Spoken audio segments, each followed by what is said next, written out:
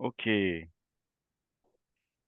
so before it's cut, what we are talking about is we want to check and have a way to ensure that something happens when our form is submitted on this route. So for Flask, we can say this if statement, if form dot validate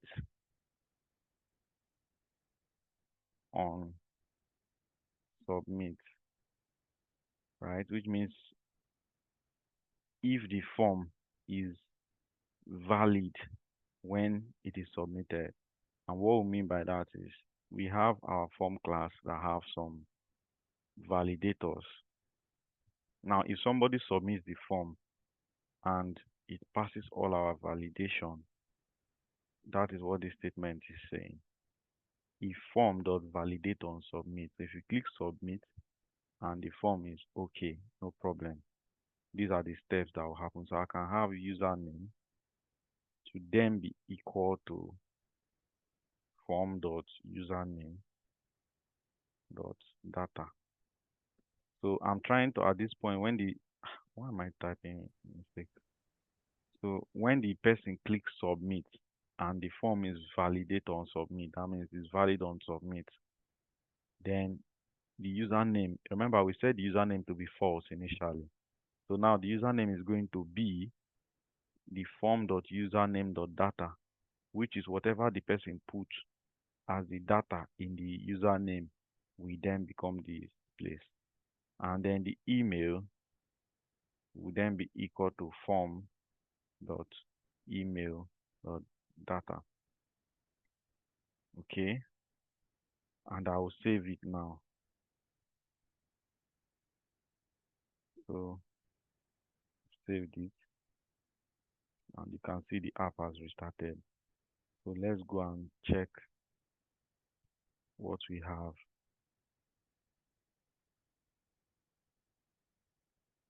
So on the I refresh this one.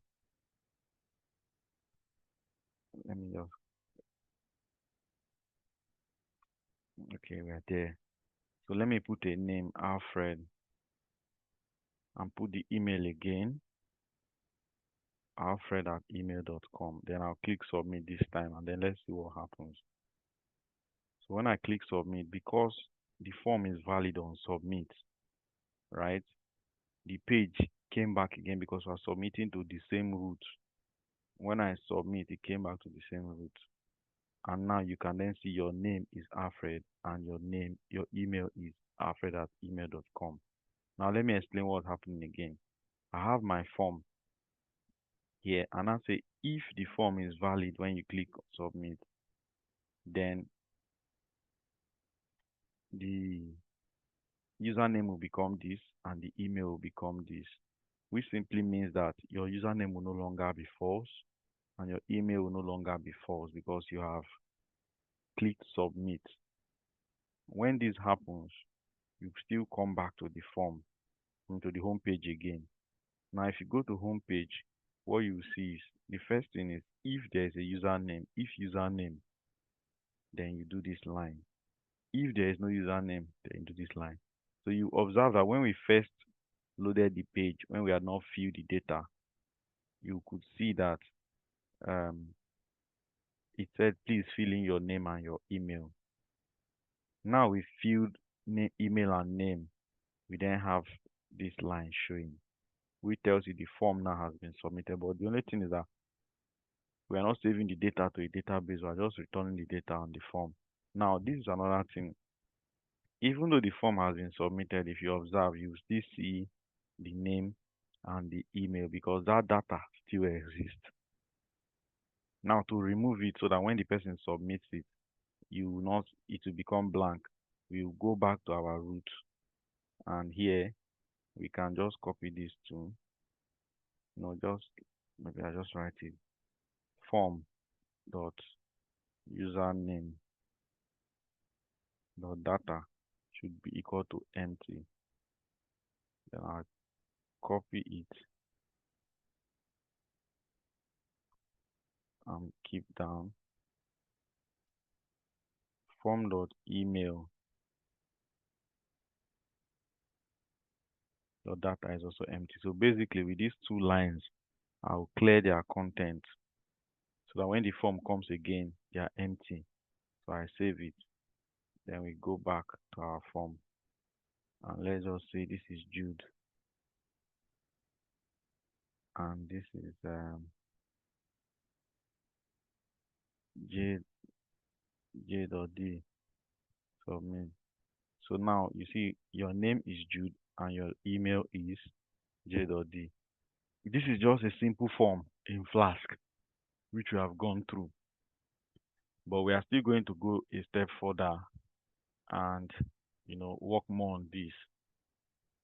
So this is just akin to when you go to a website, for instance, just you see a form, say register, put in your name, put in your email, put a password, even though we did not put password field. If we want to put a password field, we just come to our class and add the password field. Maybe when we request for password, we may then we have a database and properly store it on a database. Okay. So you then fill anytime you're registering, you fill your details. This is just what's happening. So when you fill in your details, submit, then we'll define where it will go to. This time, when you submit, we did not tell it anywhere to go to, so we just brought it back to the home page. We're bringing you back to the home page, but we can actually redirect you to somewhere else. Okay, but the aim of this class is just to show you a simple form with Flask. Does anyone have any questions so far?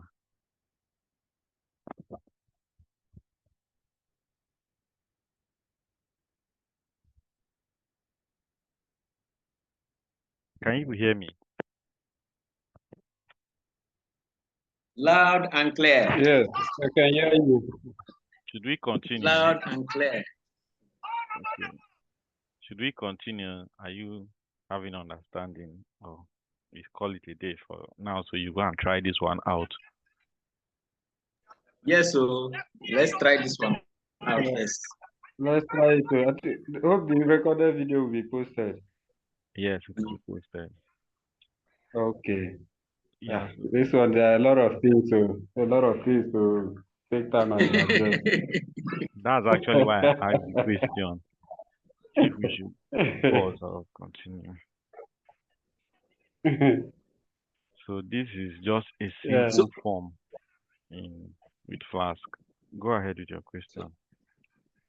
this on the online 18, let me say from yes, line 18, Yeah. 19. Why use false for username? I could put empty, right? Okay. I just use a boolean basically, but you could make it empty because empty is a false. If you remember in Python, false is zero, zero is false, empty is false. So instead of false, I could do something like this.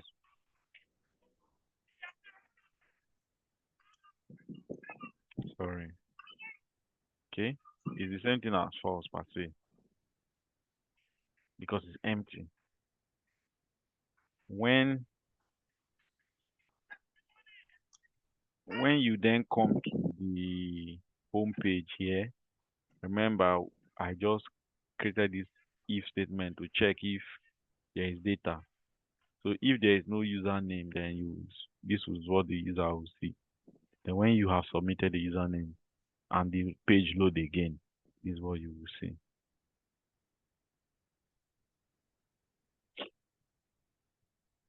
So that's why, and again, we just made the form not to go anywhere.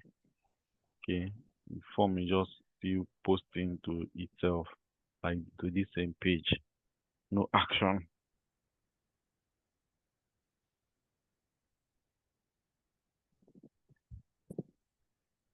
So that's simple.